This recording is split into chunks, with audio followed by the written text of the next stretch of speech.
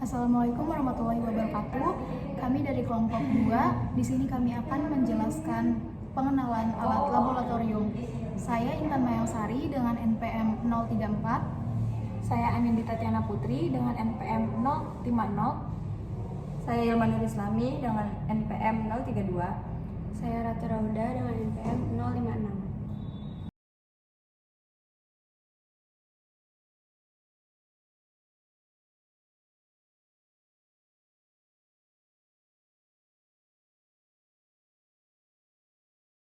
Selanjutnya yang saya pegang adalah gelas kimia atau gelas beker yang biasa digunakan untuk menampung larutan kimia, memanaskan zat kimia, serta mereaksikan larutan-larutan kimia. Alat yang saya pegang ini adalah corong penyaring, yaitu berfungsi untuk memindahkan larutan ke dalam wadah serta menyaring endapan yang terdapat dalam larutan. Lalu di sini ada spatula kaca yang berfungsi sebagai pengambil zat padat kimia serta untuk mengaduk. Kemudian alat ini biasa disebut dengan labu ukur atau labu takar. Kegunaannya itu biasa digunakan untuk membuat suatu larutan dengan volume yang diketahui secara teliti. Selanjutnya yaitu ada botol semprot yang digunakan contohnya pada gelas beker untuk membersihkan zat-zat yang menempel pada gelas beker yang belum terlarut. Ini adalah pipet seukuran atau volume. Pipet ini berfungsi untuk mengambil cairan dengan volume tertentu dengan ketelitian yang tinggi. Kemudian ini disebut dengan labu Erlenmeyer, biasa digunakan untuk proses titrasi yang akan menampung larutan yang akan digunakan. Berikut adalah bunsen yang digunakan untuk proses pembakaran dan alat sebelah sininya itu untuk mengatur gasnya.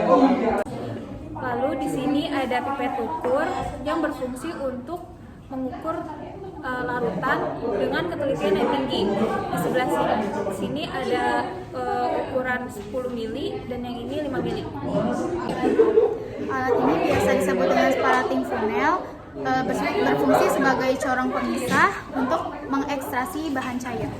Selanjutnya yaitu ada tabung reaksi dan rak tabung reaksi. Rak tabung reaksi ini berguna untuk menyimpan dan menata tabung reaksi. Sedangkan tabung reaksi sendiri yaitu berguna untuk mereaksikan dua larutan atau lebih serta mengembangbiakan uji mikroba dalam media cair. Kemudian ini disebut dengan kawat kasa yang biasa digunakan untuk meratakan api pada saat proses pembakaran yang diletakkan di atas alat ini yang disebut kaki 3. Ini adalah pipet tetes. Pipet tetes berfungsi untuk memindahkan larutan dari satu wadah ke wadah yang lainnya dengan jumlah yang sangat sedikit dan dengan ketelitian yang sangat rendah. Lalu ini adalah penjepit krus, berfungsi untuk menjepit krus setelah proses pemanasan. Alat ini biasa disebut dengan spiritus, biasa digunakan untuk proses pemanasan atau pembakaran. Ini adalah kertas lakmus, digunakan untuk mengetahui apakah larutan tersebut asam atau basa. Kemudian ini merupakan kertas pH universal, digunakan untuk mengukur pH pada larutan. Kemudian ini dinamakan dengan baut karet, digunakan untuk menyedot suatu larutan. Ini adalah spatula besi atau spatula aluminium, digunakan untuk mengambil zat padat kimia. Lalu ini adalah plat tetes yang digunakan untuk menguji larutan. Alat ini dinamakan dengan burep, berfungsi untuk mengukur volume cairan atau gas. Kemudian ini digunakan untuk, ini disebut dengan klem buret, digunakan untuk menjepit buret di sini.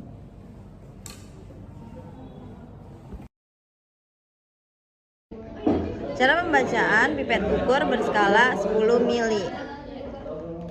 Yang pertama dimulai dari tanda tera yang paling bawah, itu bernilaikan 1, begitupun 2, 3, 4, 5, dan seterusnya. Di antara tanda tera ini terdapat garis-garis. Itu garis yang panjang di antara garis kecil lainnya bernilaikan 0,5. Jadi di sini 1,5, 2, 2,5, 3, 3,5, dan seterusnya. Cara membaca pipet volume dengan skala 5 mili yaitu larutan diambil menggunakan pipet volume dengan bantuan bulb sampai dengan batas tera yang tertera pada pipet. Kemudian akan membentuk lengkungan. Jika larutan cair akan melengkung ke atas, jika larutan kental akan melengkung ke bawah. Lengkungan tersebut harus menyentuh tepat di batas tera. Di sini saya akan mencontohkan bagaimana cara penggunaan bulb dengan pipet ukur ini. Yang pertama, untuk mengempeskan bulbnya, kita pencet di bagian as ini. Setelah seperti ini, kita pasangkan di pipet ukurnya.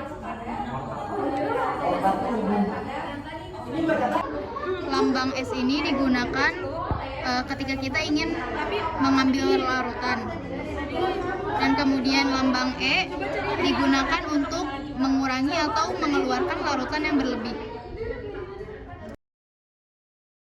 Di sini saya akan menjelaskan cara pembacaan pipet ukur dengan ukuran 3,35. Cara membacanya yaitu garis yang ini bernilai 0,5, kemudian ini 1, ini 1,5, ini 2, ini 2,5, dan di sini 3. Kemudian garis yang paling pendek ini bernilai 0,05, kemudian garis yang lebih sedikit panjang itu bernilai 0,1. Karena di sini kita menggunakan larutan sebanyak 3,35 mili, berarti dimulai dari sini 3,1, 2,3, dan di sini ditambah dengan 0,5 menjadi 3,35 mili.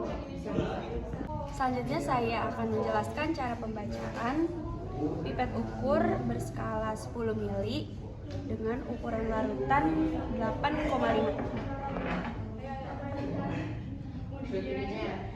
Cara membacanya ini bernilai 1, 2, 3, 4, 5, 6, 7, 8. Karena saya mengambil 8,5, maka naik ke garis yang lebih panjang di antara yang lain yang bernilai 0,5. Jadi 8,5. Selanjutnya saya akan menjelaskan cara pembacaan pipet ukur berskala 10 mili dengan ukuran larutan 7,7 mili. Membacanya yaitu garis yang ini yang pertama bernilai 1, 2, 3, 4, 5, 6, 7. Karena saya di sini menggunakan larutan sebanyak 7,7 mili, kemudian berarti naik di garis ini bernilai 7,5, lalu naik 2 garis lagi menjadi 7,7 mili. Selanjutnya saya akan menjelaskan cara membaca pipet ukur dengan skala 5 mili dengan ukuran 4,95 mili.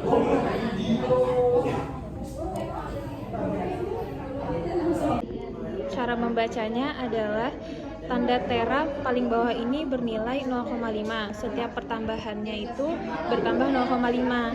Jadi ini 0,5, 1, 1,5 dan seterusnya. Karena kita ingin mengukur 4,95, maka kita hitung 1, 2, 3, 4. Karena 4,95 mendekati 4,5, jadi di sini 4,5. Di tanda tera yang ini adalah 4,5. Karena kita mencari 4,95 mili, maka tanda tera yang pendek ini bernilai 0,05, lalu yang lebih panjang bernilai 0,1. Jadinya dari sini 4,5, 4,6, 4,7, 4,8, lalu 4,9. Nah, bertambah 0,05 jadi 4,95.